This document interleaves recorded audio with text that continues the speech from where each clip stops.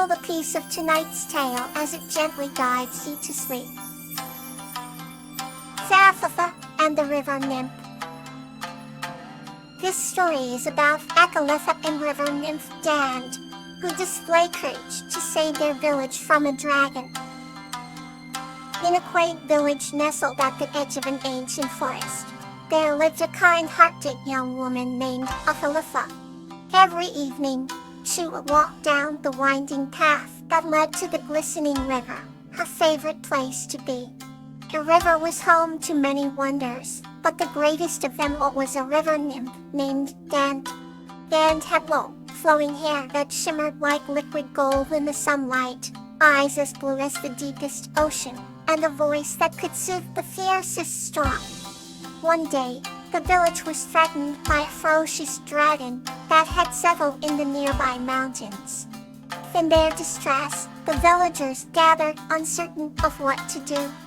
Acalypha sat filled with both fear and determination.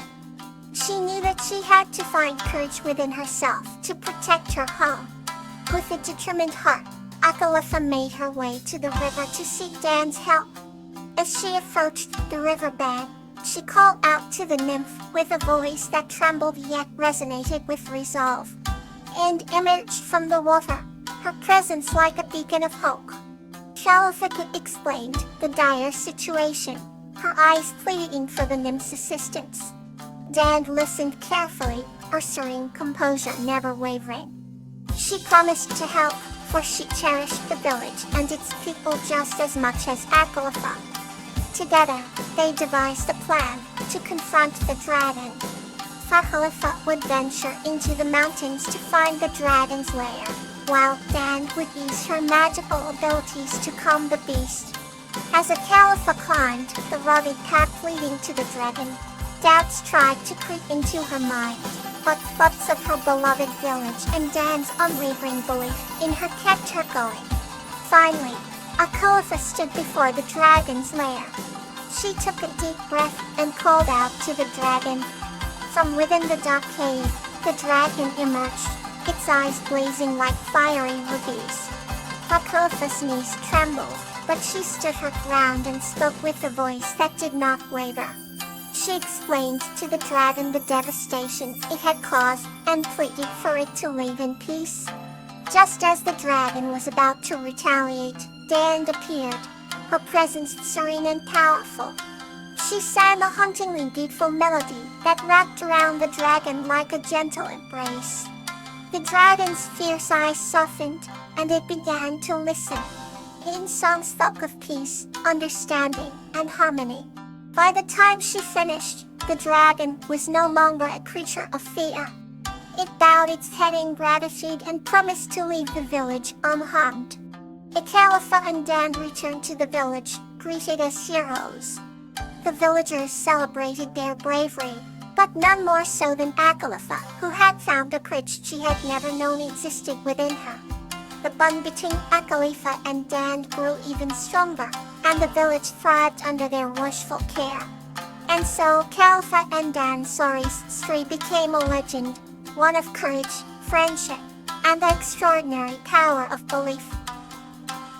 The next story awaits, calm and peaceful. Nymph and Crocus, the Secret Library of Dreams. This story is about Nymph and a mischievous pixie Crocus discovering the enchanted secret library of dreams together. Nymph walked through the forest, her heart light with the pure joy a sunny day brings. She had always loved finding new places to read her favorite books. This time, she was determined to discover the fabled secret library of dreams, a place whispered among the village elders, where every book held a magical story. Crocus, a mischievous pixie with a heart of gold, had been covertly following Nymphia. He loved playing pranks, but his curiosity about Nymphia's quest had gotten the better of him. He finally revealed himself, flitting round excitedly. Nymphy, your idea sounds absolutely wonderful. May I join you? His wings sparkled with anticipation. Nymphia surprised but delighted, agreed. They walked deeper into the forest, sharing stories and laughter as the leaves rustled around them. The deeper they ventured, the more enchanted the surroundings became. The sunlight fell through the trees began to look like golden strings of magic. Finally, they found an ancient oak tree, its bark covered in intricate carvings. As they approached, the carvings glowed and a hidden door creaked open. Inside, they found a secret library of dreams. Every book they picked up whisked them away to different worlds. Together, they soared on dragons, solved riddles with wise old wizards, and swam with mermaids in emerald waters. Crocus and Nymphea lost track of time, completely immersed in the enchantment around them. Exhausted but content, they finally rested among the soft cushions of the library. When she, Crocus, Nymphea whispered, "I could never have imagined such adventure without you." Crocus, with a rare softness in his eyes, replied, "Thank you, Nymphea, for letting me be a part of your dream." Their bond grew deeper that day, forged in the magic of stories that they now knew would never fade from their hearts. Another gentle tale is ready to be shared. Titania and Nymphea, the Art of Compromise. This story is about Titania and Nymphea, who learn the importance of compromise to preserve their friendship and the beauty of Laughing River. Once upon a time, in a land where the rolling hills met the clear, shimmering lakes, there lived a young girl named Titania. She had hair the color of golden wheat and eyes that sparkled like the morning dew. Titania loved to wander, and her favorite place to explore was the Laughing River. It was not just any river. It was alive with stories and songs, and it had a unique inhabitant, a graceful nymph named Nymphea. Nymphea, the Laughing River, was as elegant as the flowing water.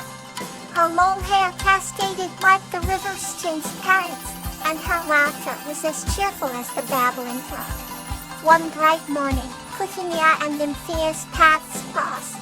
"Good morning," Nymphea sang. Titania called softly, her voice gentle like a whispering breeze. "Good morning, Titania," replied Nymphea with a gracious smile. "How do you fare this lovely day in water?" They shared stories and played charming games along the river, their laughter mingling with the sound of the flowing water. As days passed, the two became inseparable friends. They could often be seen together, basking in the beauty of nature, their bond growing stronger with each passing moment. But one day, they had a disagreement. Titania wanted to build a small house by the riverbank to stay closer to her friend. But Nymphea, who cherished the river's natural, untamed beauty, feared that even a small house would disrupt the tranquil surroundings. Titania pleaded, "I promise it will be a tiny, simple house, just for me to stay near you." For that, Nymphea's eyes clouded with worry. "The Laughing River is meant to be wild and free, Titania. A house might change that. Can we not find another way?" Titania thought long and hard, her love for her friend and the river making the decision difficult. Suddenly, an idea bloomed like the flowers in spring. "What if I live in a houseboat?" Titania suggested excitedly. "That way, I can be close to you and the river without changing the land." Nymphea's eyes sparkled with delight. "Oh, Titania, that's perfect. It's a wonderful compromise where the two friends worked together, creating a beautiful houseboat that gently floated on the Laughing River." Titania filled it with her favorite things, and it became a symbol of their friendship and the perfect balance between man and nature. Each day, Titania and Nymphea would celebrate their bond, knowing they had both found happiness through understanding and compromise. From then on, the Laughing River sang even more melodiously, a testament to the harmony between Titania and Nymphea and the art of compromise. Now, let's enter another chapter of tonight's journey. Susan and the Kind-Hearted Giant's Lesson of Belonging. This story is about Susan and a kind-hearted giant named Camellia finding comfort in their differences and teaching their village the true meaning of belonging. Once upon a time, in a small village nestled among the rolling hills, lived a young girl named Susan. Susan often felt like she didn't belong. She was smaller than the other children and rarely joined their games. One day, while wandering in the forest, she stumbled upon a giant, weeping beneath a towering camellia tree. The giant, named Camellia, had gentle eyes and a kind smile, but felt lonely because of her enormous size. Seeing Susan, Camellia wiped her tears and offered a soft smile. "Why are you here?" Camellia asked.